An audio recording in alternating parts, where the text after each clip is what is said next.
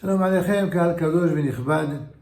À l'habitude que le Rav Kook, le Rav Tzvi Yehuda Cohen Kook avait de souvent commencer les parashiot de la Torah et plus précisément celle de Bereshit, notamment du Sefer de Bereshit, eh bien il rappelait le principe de Zugiyut be parashiot de Torah, c'est-à-dire le principe de dualité ou en tout cas de caractère binaire qu'il y a dans les parashiot de la Torah. Comment cela? À partir d'un verset connu du psaume du roi David, Samech Bet, c'est-à-dire le 62, le chapitre 62, le Tehillim 62 au verset 12.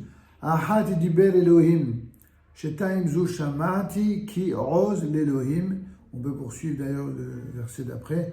Ulcha Adonai Hased ki ata teshalem leish kemaasehu.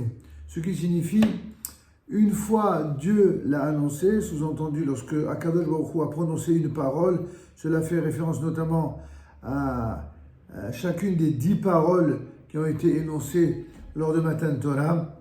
Eh bien, Dieu l'a prononcé une fois et je l'ai entendu 2 fois. 2 fois je l'ai entendu. Qu'est-ce que ça veut dire? Une fois Dieu l'a énoncé, 2 fois je l'ai entendu, que la puissance appartient à Dieu. Comme pour montrer que la puissance qui caractérise la puissance d'Akadosh Baruch Hu, c'est lorsqu'il parle d'une parole, celle-ci retentit en 2 voix, en 2 univers, en 2 réalités qui s'adressent à nous. Oui, Éternel, tienne est la bonté, car tu rémunères chacun selon son œuvre. La parole de Dieu va ainsi s'exprimer depuis le don de la Torah. Et pourquoi s'exprime-t-elle de sorte qu'elle parvient à nos oreilles en 2 dimensions? Parce que chacun va entendre de la parole divine quelque chose qui fera de lui un acteur qui agira de façon différente dans la création. Et de cela, le Rav Kook Alav Shalom en déduit cette notion de Zugiyut dans Parashat de Torah. C'est-à-dire les parashiot de la Torah vont 2 par 2. Le Rav mentionne ça très souvent pour nous dire qu'en vérité, ce principe de Zugiyut, mais qui fait Kol HaMetziut, il fait le tour de toute la réalité créée par Dieu et voulue par Dieu. En effet, dit le Rav, Limud Mushlam Shel Torah Hashem Ateima, lorsque l'on aborde une étude de la Torah de Dieu, de façon complète, sans rien laisser au hasard, eh bien, il devient nécessaire, même urgent, que cette parole divine se dévoile en 2 dimensions. La dimension objective, c'est-à-dire la relation, la rencontre avec l'essence même de la chose, ou de la personne, ou de l'événement, ou de l'enseignement. C'est cela qu'il appelle la dimension objective, ce que d'aucuns appelleront l'objectivité. Et après, l'analyse détaillée de ce grand principe-ci, Keloma, c'est-à-dire Mashemit Gale Elenu, ce qui va apparaître et se dévoiler vers nous, de manière subjective cette fois-ci. Donc on part d'abord de l'objectivité, on arrive à la subjectivité. Souvent, les personnes, pour feindre d'être objectives, elles utilisent cette rhétorique pour donner l'impression qu'ainsi, elles gardent une distance avec la réalité et elles seraient ainsi plus dans le vrai. Et en fait, c'est exactement le contraire qui se produit dans l'analyse des versets de la Torah. L'objectivité, elle démarre du ciel, et la subjectivité, c'est lorsque la dimension arrive vers nous. Comme le dit le texte, encore une fois, Dieu s'exprime avec une parole et nous l'entendons à 2 niveaux. Eh bien, ceci se traduit dans la construction même des parashiot. On a vu Lech Lecha qui allait avec Vayera. Il y a ici 2 parashiot qui sont les 2 parashiot de Avraham Avinu.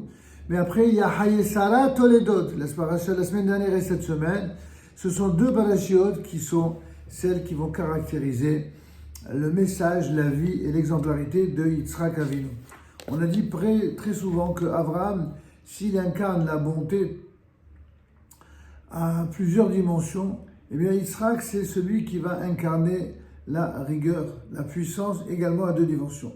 Mais comme on va le voir dans l'enseignement du Rav Kook, eh bien la puissance, elle n'est pas véritablement analysée par le Rav à la manière dont la plupart du temps ceux qui parlent de puissance en parlent. En effet, qu'est-ce qui va constituer d'une certaine manière la réalité de la puissance de Yitzhak? C'est ce que le Rav appelle la nifralut. Nifralut, qu'en hébreu moderne, on pourrait traduire par passivité. Mais dans le langage du Rav Kook, nifralut, c'est pas vraiment une passivité. En français, quand on parle de passivité, ça a une connotation beaucoup plus négative, péjorative. Ici, il s'agit de la puissance de celui qui accepte de subir, non par passivité, non par lâcheté, non parce qu'on baisse les bras, mais au contraire. C'est l'acceptation d'une épreuve afin de se hisser à un niveau beaucoup plus grand, beaucoup plus élevé, à la manière dont Yitzhak le fera durant toute sa vie. En effet, fait remarquer le Rav, chez Yitzhak Avinu, notre père Isaac, il n'y a pratiquement pas d'action, en tout cas d'action rocambolesque ou d'action qui soit permanente, comme on l'a vu par exemple pour Abraham. Abraham qui était tout le temps dans l'action, dans le maasé, dans la bonté active, permanente.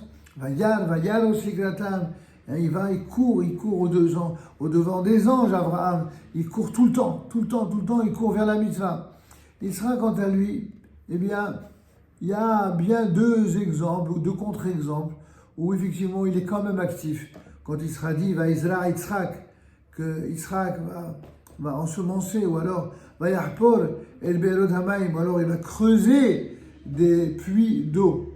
Ça, ce sont des actions concrètes. Mais à part ces deux exemples-là, eh bien, il est plutôt quelqu'un qui n'est pas très, entre guillemets, actif, au sens habituel du terme, ou au sens d'Abraham. Il est plutôt nifal, al-yedé ahirim. Il est non pas passif, mais il est celui qui subit la décision, l'action, la parole, les décisions des autres. Le shidour, par exemple, c'est-à-dire cette union qui a été en quelque sorte préparée, conçue par Avraham Avinu et par l'entremise de son serviteur Eliezer, ce shidour-là, cette rencontre matrimoniale, cette rencontre, cette préparation au shidour, eh bien, il accepte, il se laisse faire. C'est une passivité, entre guillemets, une nifralut, mais qui est pleinement consciente de ce à quoi il se prépare dans l'avenir de son peuple.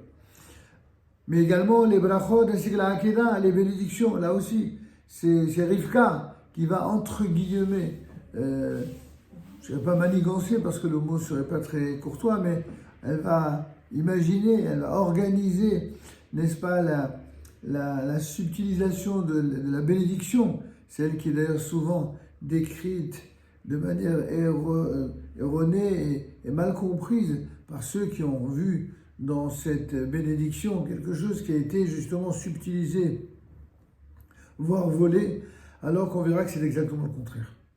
Il arrive parfois que quand on est face à des gangsters, à des voyous, alors il faut savoir les prendre de vitesse pour qu'ils ne s'emparent pas de quelque chose d'une manière illégitime. Et ça, Dieu sait si le peuple d'Israël a eu affaire à des situations pareilles dans le passé comme dans l'actualité la plus brûlante.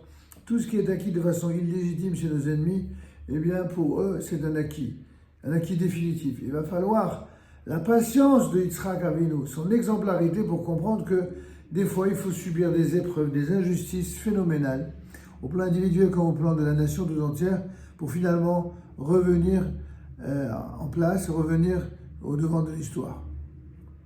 En tout cas, apparemment, et a priori, dit le Rav Kook, Nif'alud hi hizron shlemut. Apparemment, quand on parle de Nif'alud, de passivité, on associe cela à un manque de perfection, un manque de qualité idéale.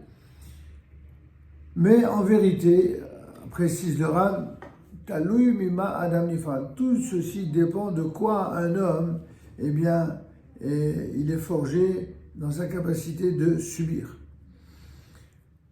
En général, lorsque les gens sont passifs, eh bien, ils sont passifs en comptant sur les autres, que le travail soit fait par les autres, que les réalisations soient faites par les autres et dont chacun veut en profiter. C'est ça la passivité qui est ressentie comme telle, apparemment chez les autres. Ou alors, dans un cas encore plus terrible que cela, c'est lorsque il s'agit de subir la pression et l'action des forces du Yetzer Hara, dit le Rav, c'est-à-dire du mauvais penchant. On subit les assauts du mauvais penchant. Et la plupart des gens, lorsqu'ils subissent quelque chose, lorsqu'ils sont passifs, c'est souvent sur la base d'une impulsion, une sorte de pression terriblement forte, terriblement puissante, contre laquelle ils ne se battent pas, et pas du tout sur la base d'un esprit de liberté de Torah. Mais il y a, contrairement à ces éléments qui sont très répandus dans le commun des mortels, il y a des situations qui sont bien au-dessus de tout ce que nous venons de dire, dit le Rav. Situations dans lesquelles un homme accepte de subir sous la pression divine. Un peu de l'ordre du fameux verset qui dit Vatissa'en Yeruah, c'est-à-dire porter haut et fort la spiritualité divine et l'accepter avec toutes les conséquences que cela engendre. Et c'est la raison pour laquelle, après la sanctification du nom d'Hachem qui a été apportée dans le monde par cette révolution historique que constitua Abraham, cet homme hors du commun dans le domaine de l'action, eh bien, va apparaître dans l'histoire de l'humanité une sorte de deuxième père, un deuxième patriarche, qui lui, contrairement à l'activisme de Abraham, va être une apparente passivité, qui est en vérité la force tranquille de celui qui accepte de subir la volonté divine sans broncher, même si ça lui en coûte. Et c'est pourquoi son fameux Shidur, c'est-à-dire sa rencontre avec Rivka, et ainsi que tous les sujets qui vont entourer sa personnalité et sa vie, eh bien, sont mis dans la Torah de manière très claire et très ordonnée, uniquement sous l'angle de Dieu, et pas sous l'angle humain. En d'autres termes, il y a une dimension dans Yitzhak qu'il va falloir retenir lorsqu'on parlera par la suite des descendants, c'est-à-dire nous. Il y a une dimension qui accompagnera toute la vie du peuple d'Israël, qui, tantôt à l'image d'Abraham, sera dans l'activisme pour le bien, tantôt la dimension de Yitzhak qui sera dans une forme de passivité apparence, j'allais presque dire une illusion de passivité, mais qui est en fait la puissance des puissances, la plus grande des forces qui puisse être, l'acceptation de l'injustice, de l'arrogance, de l'injustice et de l'insoumission à la morale. Ça, c'est la caractéristique de Yitzhak et donc des descendants.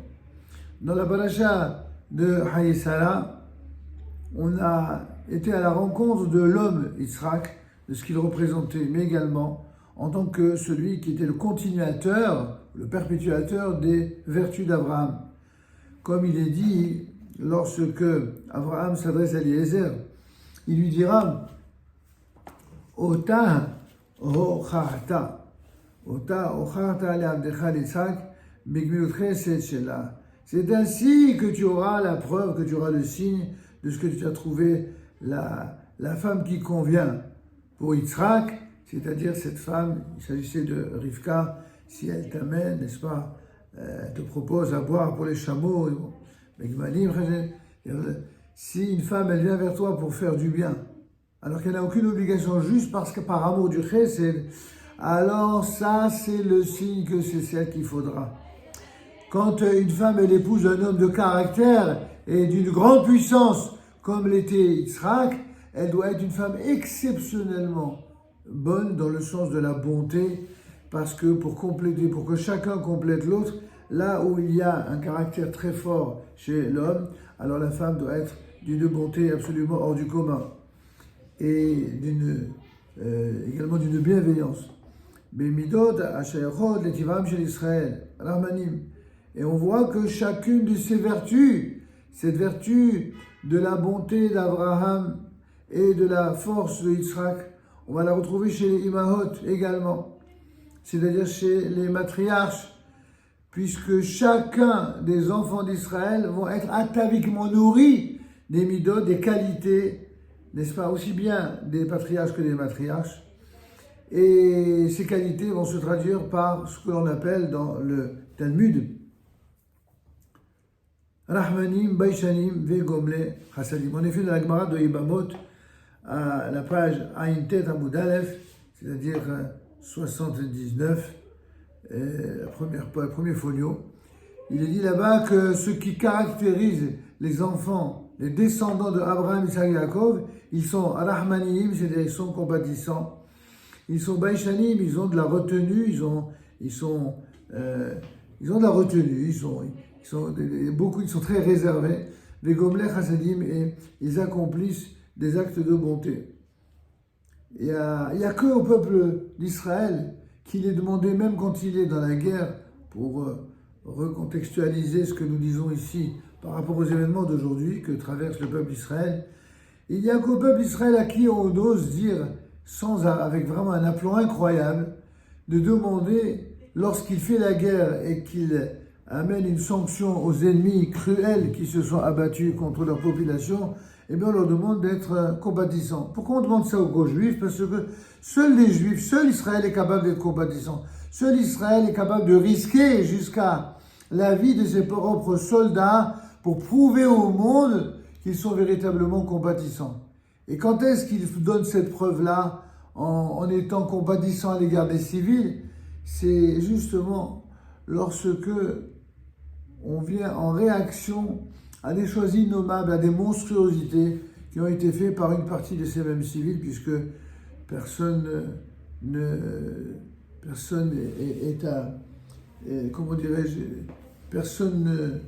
est dans le secret de ce que parmi la population dite civile, beaucoup parmi eux en vérité étaient les plus grands soutiens du Hamas. Et même si tous ne l'étaient pas, la plupart l'étaient, et bien pour les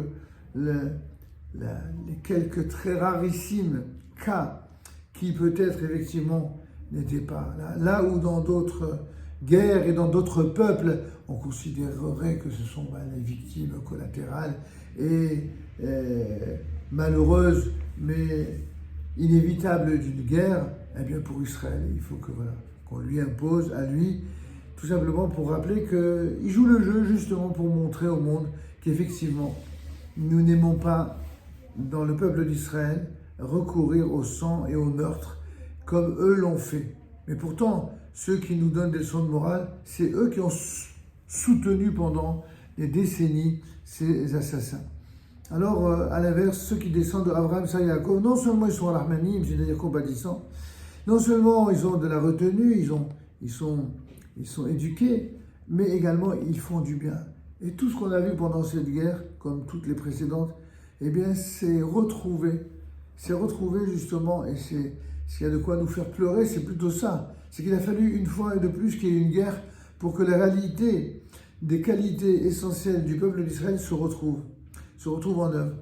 On voit la réaction des militaires eux-mêmes, des soldats, y compris ceux qui étaient en voyage à l'étranger. Ils laissent tout tomber et reviennent par amour de leur peuple et de leur pays.